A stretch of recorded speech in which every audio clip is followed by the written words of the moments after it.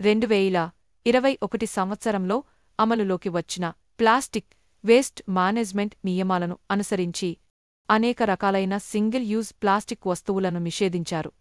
Single use plastic అంటే పారవేయడానికి లేదా recycle చేయడానికి ముందు ఒకసారి ఉపయోగించేందుకు రూపొందించబడిన ప్లాస్టిక్ ఉత్పత్తులు అని అర్థం.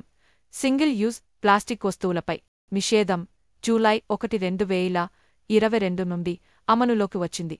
నిషేధించబడిన వస్తువులలో ప్లాస్టిక్ స్టిక్స్తో చేసిన ఇయర్బడ్లు, ప్లాస్టిక్ బెలూన్ కర్రలు, ప్లాస్టిక్ జెండాలు, క్యాండీ స్టిక్లు, ఐస్ క్రీమ్ స్టిక్లు, పాలిస్టైరిన్ అలంకరణలు, ప్లేట్లు, కప్పులు, గ్లాసులు, ఫోర్కులు, స్పూన్లు, కత్తులు, స్ట్రాలు, ట్రేలు, స్టిరర్లు, స్వీట్ బాక్స్ల చుట్టూ చుట్టే ఫిల్మ్లు, ఆహ్వాన కార్డులు మరియు సిగరెట్ ప్యాకెట్లు మరియు 100 మైక్రాన్ల కంటే తక్కువ మందం కలిగిన ప్లాస్టిక్ లేదా పివిసి బ్యానర్లు ఉన్నాయి.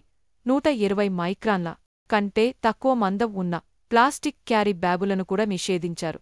60 GSM అంటే చదరపు మీటరుకు 60 గ్రాముల కంటే తక్కువ ఉన్న నాన్ ఓవెన్ ప్లాస్టిక్ కూడా నిషేధించబడింది.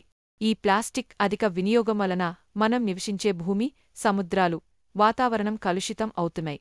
ప్రతి సంవత్సరం దాదాపు 8 మిలియన్ టన్నుల ప్లాస్టిక్ వ్యర్థాలు సముద్రంలోకి చేరుతున్నాయి.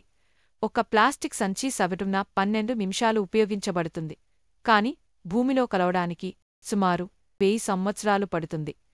ప్లాస్టిక్ వస్తువుల్లో హానికరమైన రసాయనాలు, BPA మరియు థాలేక్య వంటి విషపూరిత సంకలనాలు ఉంటాయి. ఇవి హార్మోన్ల అసమతుల్యత మరియు వ్యాధులకు కారణమవుతాయి.